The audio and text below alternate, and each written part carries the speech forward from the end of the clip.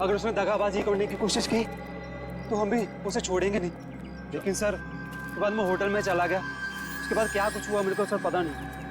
Sir, inspector विजय ने doctor Salunkhe और अंगद की गाड़ी को आखिरी बार यहीं आगे पास में ही देखा और बाद में गाड़ी की बैक सीट पर उन दोनों औरतों के खून के निशान भी मिले। ऐसी जगह पे राइफल या स्पीड बुलेट का इस्तेमाल किया जा सकता है। खूनी ने राइफल का इस्तेमाल किया है, पिस्टल का नहीं। तो गोली 5 फीट की दूरी से नहीं, काफी दूर से चलाई गई है। एक काम करो, आसपास देखो कोई सबूत मिलता है क्या।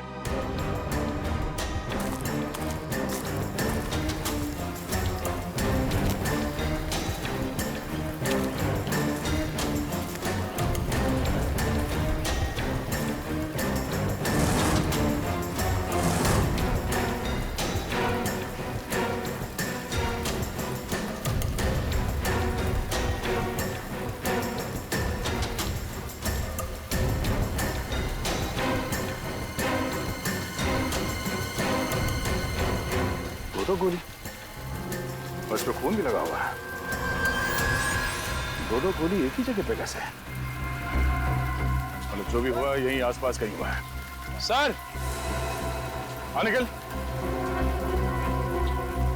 सर, इस झाड़ी में ये सैंडल मिला है सर, इस पे खून लगा हुआ है, लेकिन सर खून सूखा हुआ है सर। खून लगा? हाँ सर।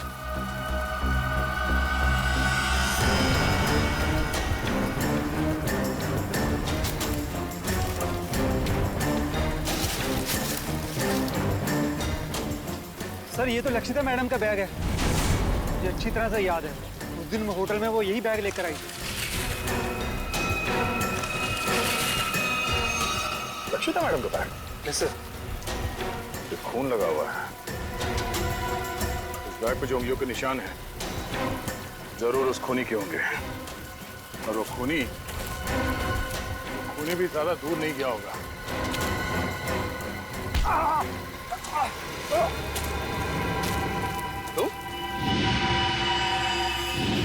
तो? लक्षिता के फार्म हाउस के रखवाले हैं? तुम यहाँ क्या कर रहे हो? साहब मुझे माफ कर दो साहब, मैंने कोई खून नहीं किया साहब, मुझे तो आपके ऊपर नजर रखने के लिए कहा गया था साहब। सच बता, तूने झूठी गवाही क्यों दी? हमें पता चल चुका है कि तूने फार्म हाउस में कोई खून होते हुए देखा ही नहीं, क्योंकि तुम्हारी लक्षिता मैडम और इंद्राणी मैडम, उन दोनों की मौत 7:30 बजे हुई और यहाँ पे। साहब मुझे छोड़ दो साहब, मुझे अंकल साहब ने बोला था ऐसा करने के लिए साहब। अंगद मर चुका है। मुझे कोई दूसरा आदमी फोन करके काम करने के लिए कहता था साहब। कौन है वो आदमी? मुझे नहीं पता साहब, कौन है वो आदमी? वो कभी सामने नहीं आया साहब, वो हमेशा मुझे फोन पे बोलता था सर। मगर अब उससे सामने आना ही होगा। चल चल। मिस्टर मयंक, इस सीसीटीवी फुटेज को गौर से देखिए और हमें बताइए कि ये लोग क्या बोल रहे हैं। इसमें कोई साउंड सुनाई नहीं दे रहा। यही तो मेरा काम है ऑफिसर। मैं उनकी होठों की मूवमेंट से पता लगाऊंगा कि वो क्या बोल रहे थे।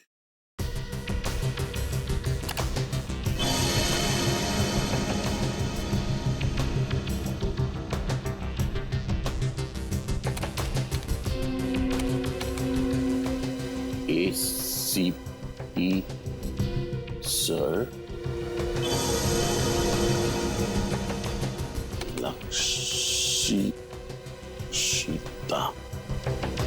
लक्षिता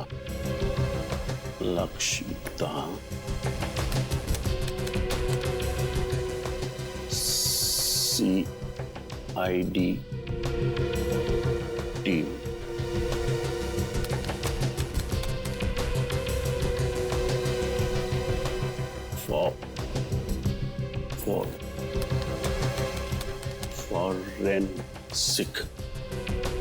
फॉरेंसिक। अभिजीत, उस प्लॉट पर से जो पर्स मिला उस पर जो उंगलियों के निशान है वो खूनी के ही हैं। सर ये खूनी बहुत चालाक है, काम होने के बाद अपने आदमियों को भी मार डालता है। अंगद के अलावा किसी और को कुछ मालूम नहीं था उसके बारे में, इसलिए लक्षिता और इंद्राणी को मारने के बाद उसने अंगद का भी खून कर दिया। और इसीलिए अभिजीत मुझे सालुंखे की चिंता हो रही है, उसकी भी जान को खतरा हो सकता है। समझ में नहीं आता गया कहाँ। हाँ मैं, कुछ मिला क्या? सर कोशिश कर रहा हूं सर। सर ये मोनिका मुझे नर्स नहीं एक क्रिमिनल लगती है, जरूर यही सालुंखे साहब को कहीं ले गई होगी। हाँ, और ये तारिका, ये सालुंखे के घर क्यों गई थी उससे मिलने? और ये बात उसने हमें बताई भी नहीं। सर ये देखिए, तो डॉक्टर तारिका डॉक्टर सालुंके से माफी मांग रही है और कह रही है एसीपी सर और पूरी CID team Lakshita Indrayani murder case में की गई आपकी फॉरेंसिक जांच पर शक कर रही है। सॉरी सर, ये सब मेरी वजह से हो रहा है।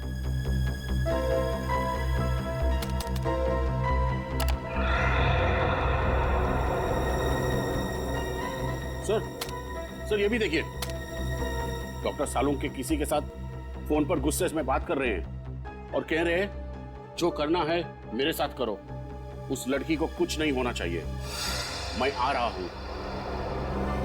उस लड़की को जाने दो। है कौन ये लड़की अभिजीत, जिसे सालुंके बचाने की कोशिश कर रहा और फिर खुद गायब हो गया? कहां गायब हो गया ये सालुंके? ये सारा चक्कर क्या है?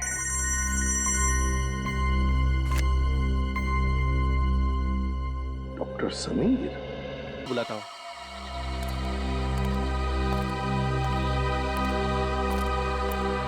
हेलो हेलो विजय सर।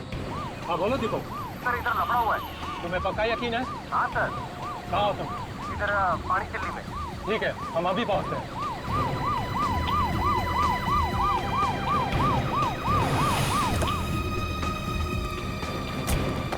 सर कहाँ है गाड़ी? सर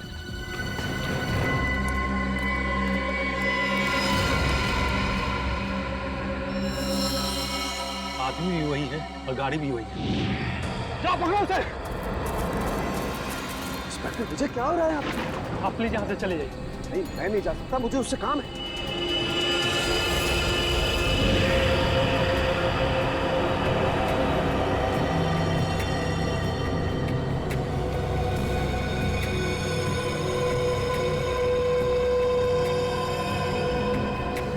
अब क्या करें सर?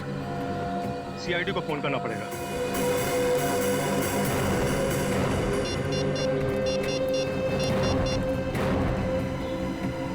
हेलो,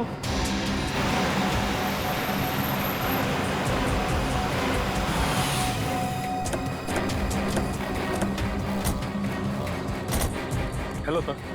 अंगद कहाँ है? सर गाड़ी के अंदर।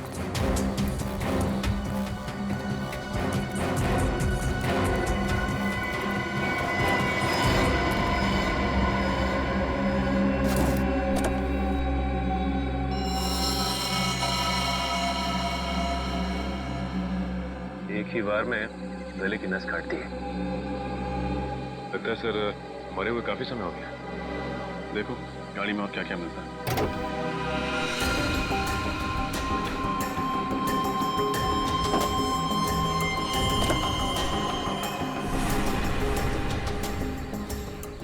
सर यहाँ ये और गाड़ी की पिछली सीट पे खून के धब्बे।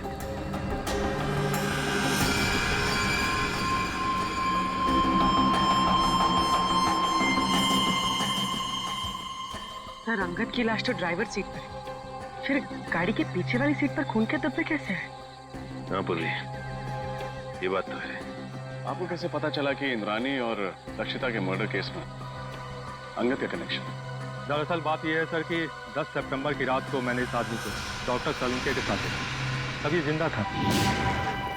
वो 10 सितंबर की रात हम जेल से फरार दो कैदी टीपू और जग्गू का पीछा करते हुए वाडी वो हम पर लगातार फायर कर रहे थे। वहाँ पार्क की हुई एक गाड़ी के पीछे से भागते हुए वो जंगल में छिप गए। जब मैं उस गाड़ी के पास पहुंचा तो डॉक्टर सालुंके को उस गाड़ी से निकलते देख मैं आश्चर्यचकित रह गया। इंस्पेक्टर विजय, क्या हो रहा है यहाँ पर? सर हम कुछ क्रिमिनल्स का पीछा कर रहे हैं। आपकी जान को भी खतरा हो सकता है। आप प्लीज यहाँ से चले जाइए। नहीं, मैं नहीं जा सकता, मुझे उससे काम है। सर मैंने कहा ना, आपकी जान को भी खतरा हो सकता है। प्लीज आप चले जाइए और उन्हें भी अपने साथ ले जाइए।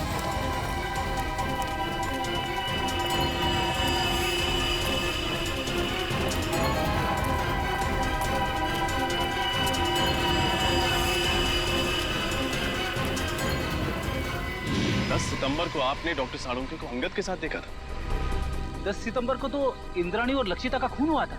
सर हमने उनसे कहा था कि वो दोनों वहां से चले जाएं। वहां गोलियां चल रही थी, उनकी जान को खतरा था।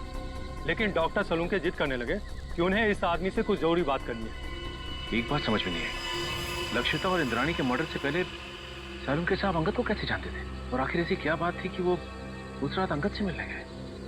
ये सवाल तो डॉक्टर सालुंके से एसीपी सर ही पूछ सकता है।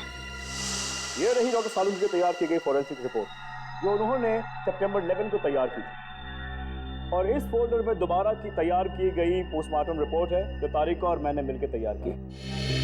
और क्या अंतर है दोनों में? डॉक्टर सालुंके की रिपोर्ट के मुताबिक इंद्राणी और लक्षिता का खून रात 9 और 11 बजे के बीच हुआ, जबकि सच तो यह है कि दोनों की मौत रात 8 बजे के पहले हो चुकी थी। क्या? 10 सितंबर की रात को मैंने इस आदमी को डॉक्टर सलूंके के साथ देखा था।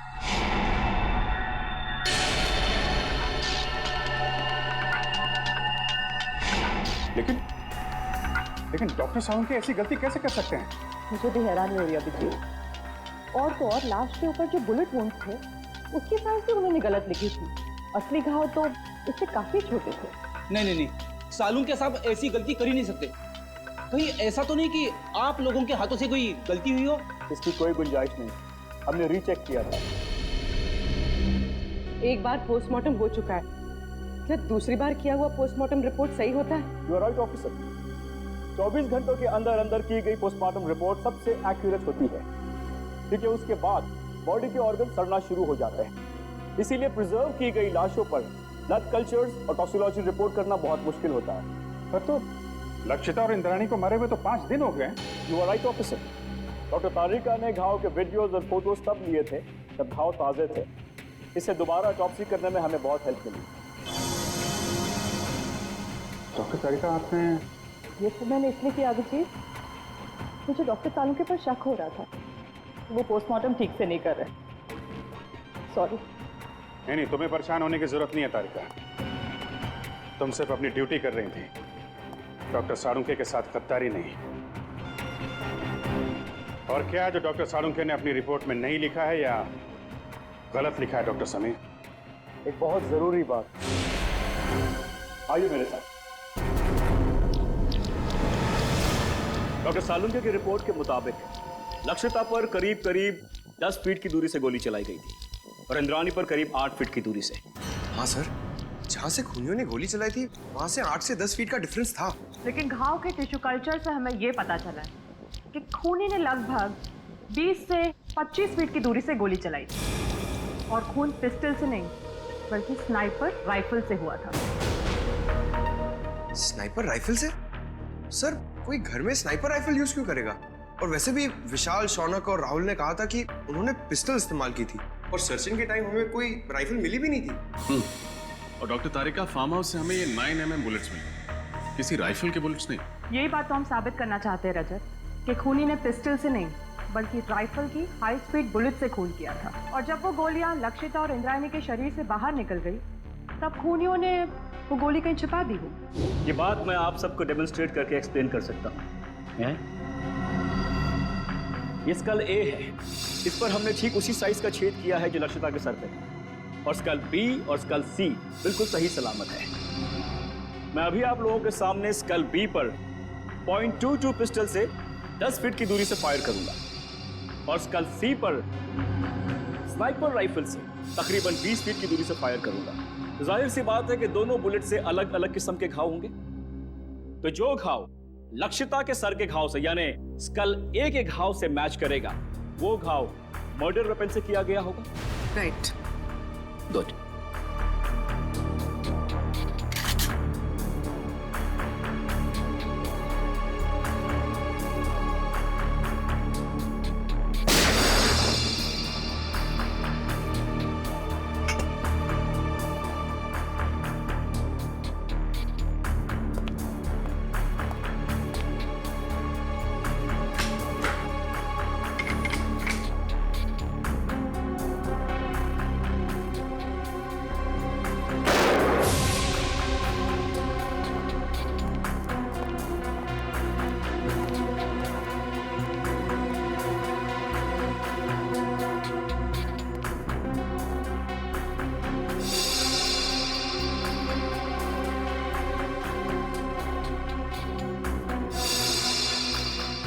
उनका कहना बिल्कुल सही है सर। दोनों का खून राइफल से ही किया गया। हाई स्पीड बुलेट से जो घाव स्कल पर हुआ है, वही घाव लक्षिता के सर पर भी था। विश्वास नहीं हो रहा है सालू के साथ ने इतना बड़ा झूठ बोला हमसे। विशाल, शौनक और राहुल को लेकर आओ, उन्हें फार्म हाउस लेके चलते हैं, देखते हैं एग्जैक्टली वहां पे क्या हुआ था।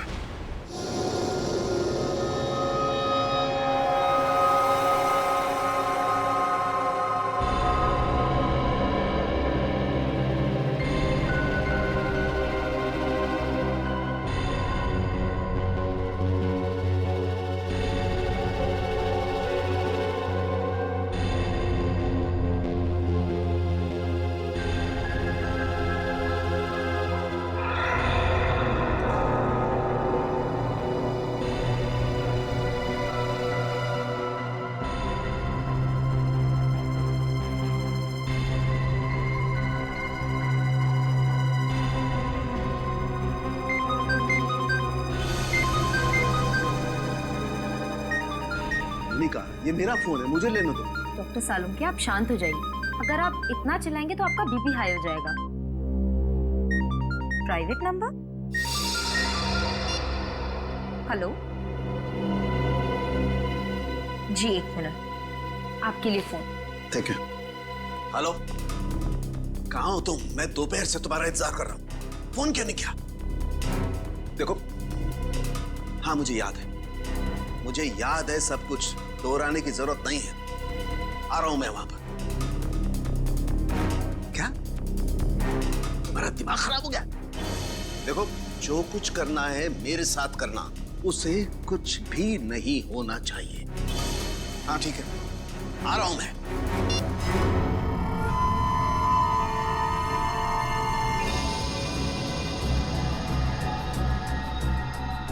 तो लक्षिता और इंद्राणी यहाँ सोफे पे बैठे हुए थे। अब ठीक से याद करके बताओ कि 10 सितंबर की रात को यहाँ पे क्या हुआ था? क्या किया था तुम लोगों ने? सर, उस रात करीब 9-9:15 बजे होंगे सर। हम लोग पिस्तौल लेके जैसे ही फार्म हाउस के बाहर पहुंचे, यहाँ कोई वॉचमैन नहीं था।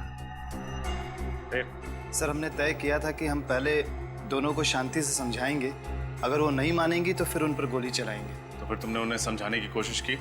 नहीं सर, जैसे ही हम लोग यहाँ पर पहुंचे, यहाँ पे बहुत अंधेरा था, सिर्फ टीवी की आवाज़ सुनाई दे रही थी। इससे पहले कि हम लोग कुछ करते, उन लोगों ने हम पे गोलियां चलानी शुरू कर दी। और उसके बाद तुम लोगों ने भी गोलियां चलानी शुरू कर दी? हाँ सर, क्या करते, उन्होंने शौनक को एक गोली मार दी थी। बस मेरी जान जाते जाते बची है सर, ये देखिए।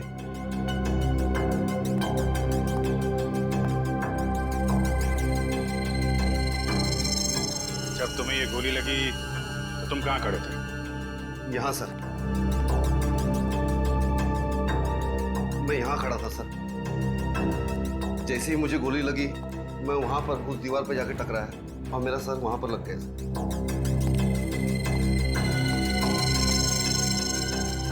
यहाँ पे गोली लगी तो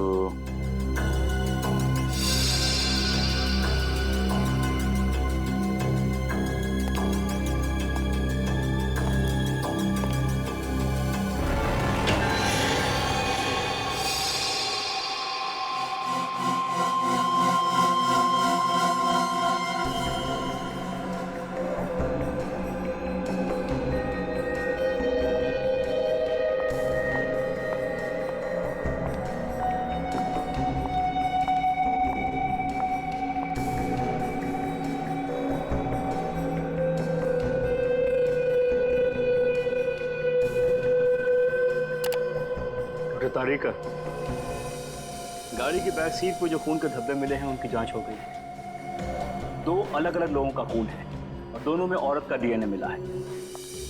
हैव अ लुक। दोनों औरतों की उम्र 45 से ज्यादा नहीं होगी। डॉक्टर समीर, क्या आपको पूरा यकीन है कि इसमें और कोई तीसरे आदमी का डीएनए सैंपल नहीं है? दूसरी बार डीएनए जांच में कोई गलती नहीं होनी चाहिए। I am very sure doctor, मेरा टेस्ट गलत नहीं हो सकता है। ओके। अच्छा, आपने अभी कहा कि दोनों औरतों की उम्र लगभग 45 साल है, राइट? या 45। तो कहीं ये डीएनए इंद्राणी और लक्षिता का तो नहीं? उन दोनों की उम्र भी लगभग 45 साल ही हो सकता है, क्वाइट पॉसिबल। लेकिन ये कंफर्म करने के लिए उन दोनों औरतों के डीएनए से इस खून के डीएनए को मैच करना होगा। इन तीनों की बातों से और डॉक्टर समीर और तारिका की फॉरेंसिक रिपोर्ट से साफ साफ पता चलता है यहाँ पे सारा चक्रव्यूह जानबूझ के रचा गया है। Yes sir. अगर ये तीनों दरवाजे से ही गोली चला के भाग गए तो फिर शौनक का खून लक्षिता के शरीर के पास कैसे मिला? और सर अगर दोनों यहाँ बैठी थी तो हमें इंद्राणी की लाश यहाँ नीचे कैसे मिली? हो सकता है गोली लगने के बाद वो वहां से उठ के भागी और यहाँ पे गिर पड़ी। और इस दीवार पे गोलियां कहां से चलाई गई? और तो और इन तीनों लोगों की उंगलियों के निशान इस घर में कहां से आए? अंगद, ये सारी कारीगरी उस अंगद की है। उसी ने इन तीनों की उंगलियों के निशान और ब्लड सैंपल यहाँ पे प्लांट किए हैं। और सर अगर इंद्राणी और लक्षिता ने गोलियां चलाई होती तो हमें गन्स भी मिलती। गन्स तो हमें मिली नहीं है। करेक्ट। और सबसे बड़ी बात यह है कि गोली अगर दरवाजे की तरफ से चलती तो घाव सर के पीछे की तरफ होता है, सामने या साइड में नहीं। अब तो साफ हो गया है, डॉक्टर सालुंखे ने जानबूझ के गलत रिपोर्ट बनाई है ताकि हम इन तीनों पे शक करें। मगर सर डॉक्टर सालुंखे ऐसा करेंगे क्यों? अब ये बात तो डॉक्टर सालुंखे ही बता सकते हैं और डॉक्टर साहब गायब हैं। समझ में नहीं आता ये सालुंखे अजीब हरकतें क्यों कर रहा है। सर, अंगद के गाड़ी के बैक सीट पे जो खून मिला था उसके डीएनए टेस्ट से साबित होता है कि वो खून लक्षिता और इंद्राणी का था। और डॉक्टर सालुंखे उस दिन अंगद के साथ ही थे। सालुंखे से बहुत सारे सवाल पूछने हैं, बहुत सारे सवाल हैं। फोन लगा रहा हूँ लेकिन फोन लग नहीं रहा है उसका। सर डॉक्टर सालुंखे तो अपना फोन 24 घंटे ऑन रखते हैं और उनकी आदत है कि वो तुरंत फोन रिसीव करते हैं। लेकिन सर जब हम उनके घर उस दिन गए थे तो उन्हें पता भी नहीं था कि उनका फोन है कहाँ। हेलो, पता लग गया अंगद और सालुंखे साहब ने सबसे ज्यादा फोन किस नंबर पे किए थे? हाँ, मैं नोट करता हूँ। पूर्वी फोन दो। हाँ बोलिए। Okay, thank you sir. Salunkhe साहब ने 10 सितंबर को अंगद के साथ 15 बार फोन पे बात की थी और हर बार उनकी फोन का लोकेशन वाड़ी और पनवेल के बीच था। अंगद को 15 बार फोन किया है और वाड़ी और पनवेल के बीच में? सर ये अंगद किसी प्राइवेट नंबर से फोन पे बात कर रहा था, इसीलिए उसका मोबाइल फोन ट्रेस नहीं हो पाया। और 15 सितंबर को रात 9 बजे सालुंखे साहब का मोबाइल शादीन मॉल के पास ट्रेस किया गया है। शादीन मॉल? सर, डॉक्टर तारिका से मिलने के बाद अभिजीत और मैं वहाँ डिनर के लिए गए थे और इसी मॉल के पार्किंग लॉट में सर मुझे गाड़ी के विंडशील्ड पे चॉकलेट के पेपर पे लिखा हुआ वो सुराग मिला था और उसी सुराग के जरिए हम लोग होटल रेड सेंट्रल के कमरा नंबर 111 तक पहुंचे। सर इसका मतलब डॉक्टर सालुंखे ने आपकी गाड़ी पर वो सुराग हमारे लिए छोड़ा था। सर मतलब डॉक्टर सालुंखे हमारी मदद करना चाहते हैं। पहले ये सालुंखे काम बिगाड़ता है और फिर सुधारने के लिए हमारी मदद भी कर रहा है। वाह, सालुंखे को तो सच्चाई बतानी ही पड़ेगी। सच्चाई बतानी पड़ेगी सालुंखे को।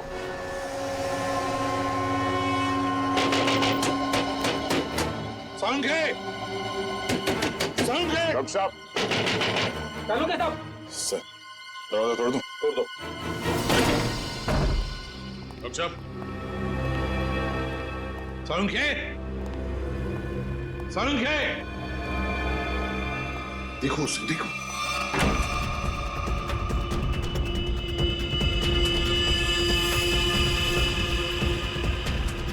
अबे पकिया, उठ! सीआईडी वाले आगे। सालुंखे! डॉक्टर साहब! डॉक्टर साहब!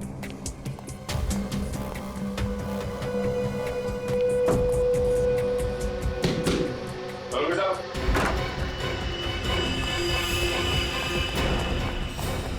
रुक जा! Salunkhe sir, Salunkhe sir.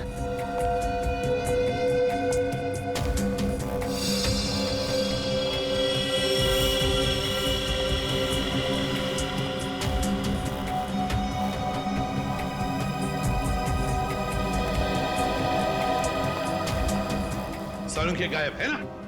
क्या शक था मुझे यही होगा। सर? ये क्या है? साळुंखे का पुराना शौक लकड़ी के मॉडल्स बनाना।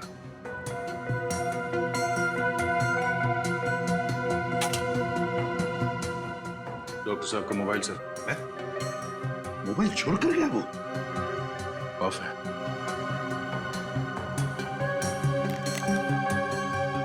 सर इसमें ना तो बैटरी है ना SIM card.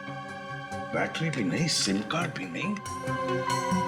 Sir Salunkhe sir तो कहीं नहीं, मगर अंदर के कमरे में काफी सारे मॉनिटर्स का सेटअप लगा है, सीसीटीवी मॉनिटर। CCTV monitors?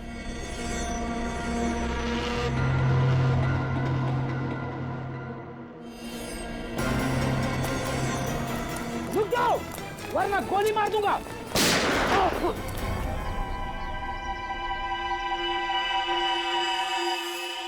बच गया। बच गया। लेकिन अब नहीं बचोगे बच्चों।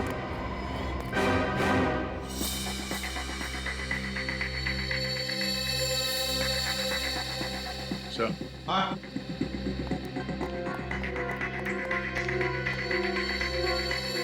ये देखिए सर, खुफिया कैमरा। लगता है कोई डॉक्टर सालुंखे के ऊपर नजर रखे हुए था। सर और ये मोनिका भी कहीं दिखाई नहीं दे रही है। सर मुझे लगता है साळुंखे सर को ये कहीं लेकर गई होगी सर। कहाँ? ये दोनों बताएंगे सर। हमें कुछ नहीं मालूम साहब। क्या जानते हो तुम? साहब कुछ नहीं जानते सर। कुछ नहीं जानते? कुछ नहीं जानते? साहब हम तो सिर्फ घर की देखभाल करते हैं साहब। डॉक्टर साळुंखे और मैडम मोनिका के जाने के बाद घर में कोई ना देख पाए सर। डॉक्टर साळुंखे कहाँ है? हमें कुछ नहीं मालूम सर। तो छोटे मोटे टपोरी है सर। हमें कहा गया था इस घर पे नजर रख के, और जब भी कोई इधर ताक झाक करे तो हमें खबर कर दे। तुमने अभी तक ये नहीं बताया कि डॉक्टर साळुंखे और मोनिका कहाँ है? बताओ। कैसे बताए सर? हमें खुद को नहीं पता। हमें तो इतना पता है कि जब तक राहुल, शौनक और विशाल को अदालत सजा नहीं दे देती तब तक डॉक्टर साळुंखे को अपने कब्जे में रखने का है। सर हमने आपको सब कुछ बता दिया है सर, अपना जुर्म भी कबूल कर लिया है सर। और सर ये भी बता दिया है कि हमने लक्षिता और इंद्राणी का खून कैसे किया, फिर हमें यहाँ क्यों बिठा के रखा है? ये बताने के लिए कि इंद्राणी और लक्षिता का खून तुम लोगों ने नहीं किया। क्या? पर सर हमने तो सर अपने हाथों से लक्षिता और इंद्राणिया पे गोली चलाई थी सर। हाँ लेकिन वो दोनों पहले से ही मर चुकी थी। क्या? वो दोनों मर चुके थे? हाँ, मैं समझाता हूँ। तुम तीनों ने गोलियां जरूर चलाई थी इंद्राणी और लक्षिता पर उनकी मौत जिन गोलियों से हुई वो गोलियां तुम लोगों ने नहीं चलाई।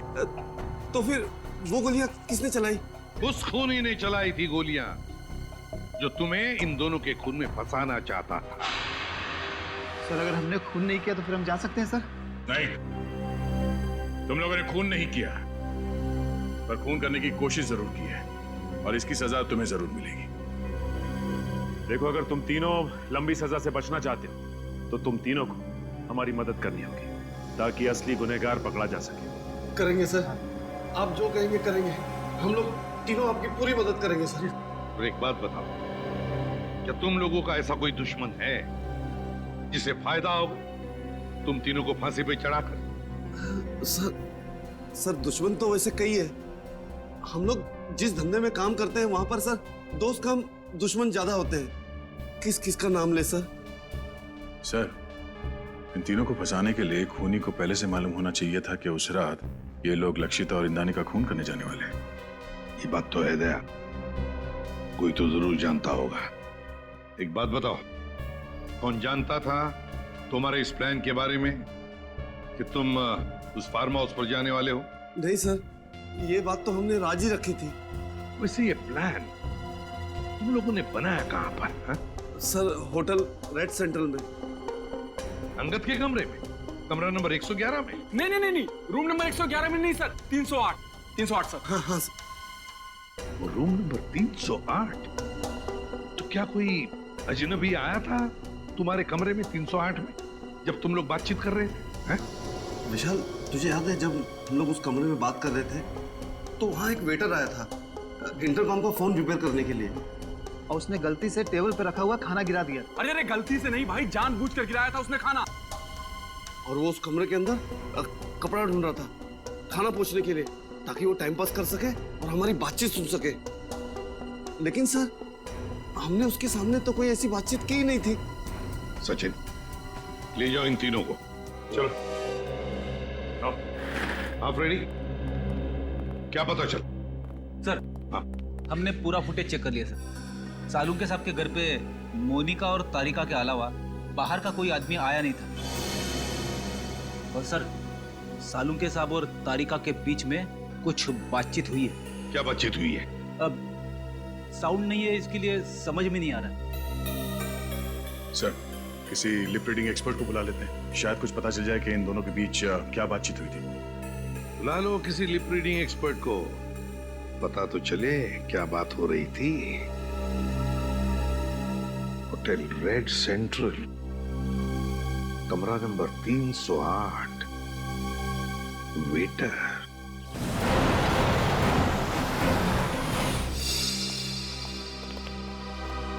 हेलो सर, आप लोग फिर से यहाँ? हमें कमरा नंबर 308 दिखाओ, जहाँ पे शौनक, विशाल और राहुल ठहरे थे सितंबर 10 को। क्यों, क्या हुआ? क्यों क्या बात नहीं, पहले चाबी दो और उस वेटर अमित को बुलाओ।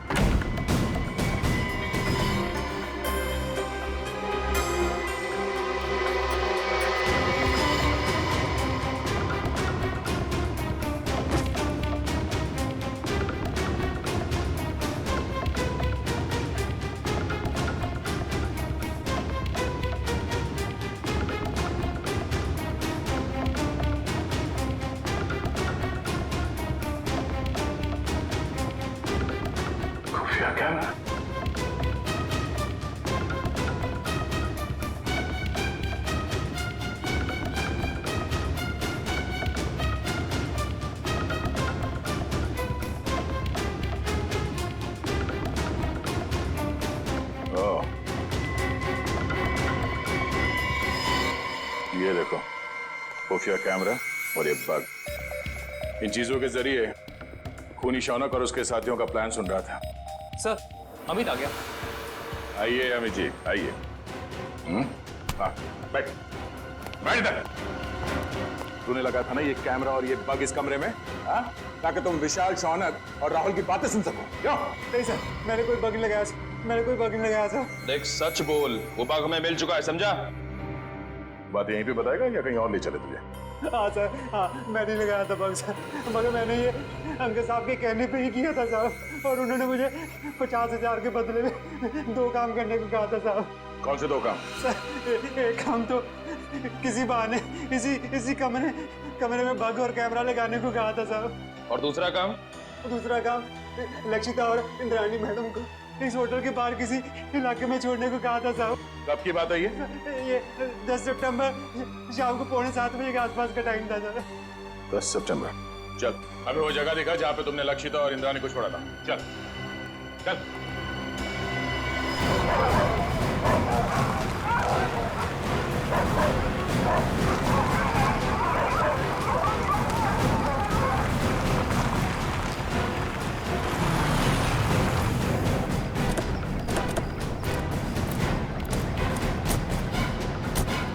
सर, यहाँ पे छोड़ा था मैंने, और सर वो दोनों वहां पे खड़े थे, वहां पे। कुछ बात कर रहे थे वो? हाँ सर, बहुत ही गुस्से में इस बात कर रहे थे सर। कह रहे थे कि वो हमें धमकाने की कोशिश कर सकता है।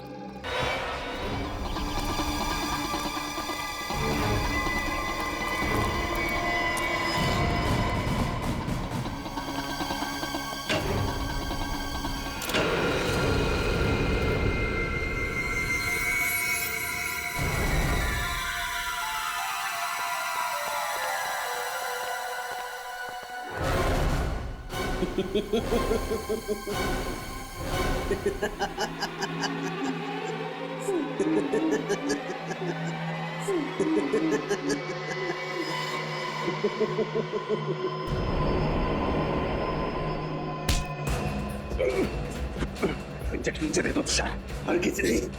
सीआरडी मुझे जिंदा कभी नहीं पकड़ सकती है। मैं ये इंजेक्शन खुद इंजेक्ट करूंगा। नहीं।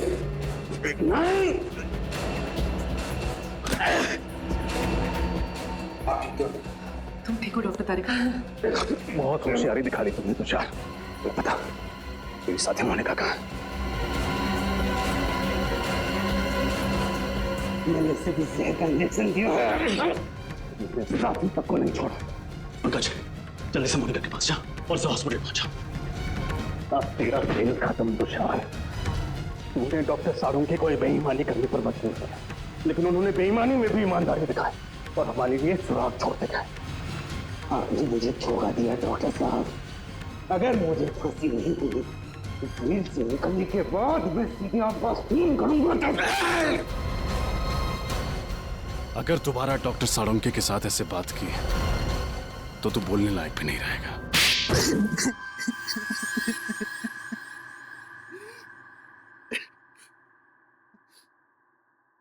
कितनी मेहनत से मैंने ये पूरा प्लान तैयार किया था। एक तीर में 5 शिकार, लक्षिता, इंद्राणी, राहुल, विशाल, शौनक, सबको एक साथ अपने रास्ते से हटाने का प्लान बनाया था मैंने। इंद्राणी और लक्षिता को तुमने क्यों मारा? क्योंकि मैं इनकी पूरी जमीन हड़पना चाहता था, इसलिए मेरे लिए इनका मरना बहुत जरूरी था। मैंने इन्हें इस तरीके से मारा कि इनके खून के इल्जाम में ये तीनों फंस जाएं और इन्हें फांसी की सजा हो जाए, क्योंकि इन तीनों ने लक्षिता और इंद्राणी को जान से मारने की धमकी दी थी। इसलिए सबको यही लगता कि खून इन तीनों ने किए। लेकिन इस सब में डॉक्टर साळुंके को क्यों फंसाया तुमने? क्योंकि सीआईडी डॉक्टर साळुंके पर बहुत भरोसा करती है। उनकी फॉरेंसिक रिपोर्ट के आधार पर केस की तहकीकात आगे बढ़ाती है। यहाँ तक कि अदालत में फॉरेंसिक रिपोर्ट को बहुत महत्व दिया जाता है। इसलिए मैंने डॉक्टर साळुंके को गलत फॉरेंसिक रिपोर्ट बनाने के लिए मजबूर किया। तुम्हारा दिमाग खराब है? तुमने पूरी की पूरी सीआईडी टीम के पीछे अपने स्नाइपर लगा रखे? वो भी बहुत अच्छे स्नाइपर। इनका निशाना कभी चूकता नहीं है डॉक्टर साहब। इसलिए मेरे कहे अनुसार अगर आपने इस मर्डर केस में इस फॉरेंसिक रिपोर्ट में बदलाव नहीं किया ना तो क्या? तो मैं आपकी पूरी सीआईडी टीम को एक साथ एक समय मरवा डालूंगा। मेरी मदद करेंगे ना? देखो तुम, आप मेरी मदद करेंगे। अगर आपने एक भी सीआईडी ऑफिसर को इन्फॉर्म करने की कोशिश की ना तो मैं पूरी की पूरी सीआईडी टीम को खत्म कर दूंगा। जरा सोचिए डॉक्टर साहब, 16 साल पुराने आपके दोस्त और सीआईडी टीम, इन सब की मौत के जिम्मेदार आप होंगे। आप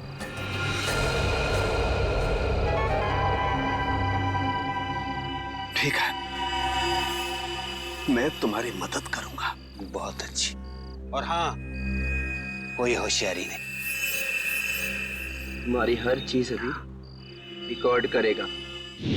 तुमने डॉक्टर साळुंके पर दबाव डालने के लिए हमारी जान लेने की धमकी दी। एक इंसान के पीछे एक हैवान छुपा हुआ है। अब बताओ, 10 सितंबर की रात को पनवेल के फार्म हाउस में क्या हुआ था? मुझे पता था अंधेरे में गोलियां चलाने के बाद राहुल, शौनक और विशाल को यही लगेगा कि उन्होंने लक्षिता और इंद्राणी को मार डाला है। जब वो वहां से भाग रहे थे तब मैंने वॉचमैन संतरू का इस्तेमाल किया। मुझे एक चश्मदीद गवाह की जरूरत थी जिसके बयान पर सीआईडी भी भरोसा करती और जो बाद में अदालत में भी तीनों के खिलाफ गवाही देता। प्लान तो तुमने बहुत मेहनत से बनाया था, लेकिन डॉक्टर साळुंके की होशियारी और हमारी टीम की सूझबूझ और एकता के कारण तुम्हारा प्लान कामयाब नहीं हुआ। अब तुम्हारे खिलाफ ऐसा केस तैयार करेंगे कि इस डबल मर्डर के लिए तुम्हें फांसी ही होगी। साळुंके, यार हमने तुम पर शक किया, मगर तुमने अपना सब कुछ दांव पर लगा दिया हमें बचाने के लिए। सॉरी यार। अरे सॉरी? हाँ सॉरी। कम ऑन यार, अरे मेरा फर्ज था ये सब कुछ करना। पिछले 16 साल से हम लोग एक परिवार की तरह से काम कर रहे हैं। सीआईडी मेरा अपना परिवार है यार। हाँ मैं मानता हूं, एक पल के लिए मुझे कश्मकश थी कि मैं सीआईडी को भी बचाऊं और अपने प्रोफेशन के साथ गद्दारी भी नहीं करूं। ये प्रॉब्लम थी मेरे सामने। लेकिन यार Pradyuman, please don't say sorry यार, प्लीज। चलो ठीक है, जो हुआ सो हुआ, है ना, भूल जा। यार लेकिन सबसे खुशी की बात क्या है मालूम? जो तू सही सलामत वापस आया वन पीस में। आना ही था मुझे वापस। मुझे पूरा भरोसा था तुम लोगों पर। मुझे मालूम था तुम लोग मुझे कभी कुछ नहीं होने दोगे। तो रोता क्यों है? रो नहीं रहा हूं मैं यार, रो नहीं रहा हूं मैं यार। तुम नहीं सुधरोगे यार।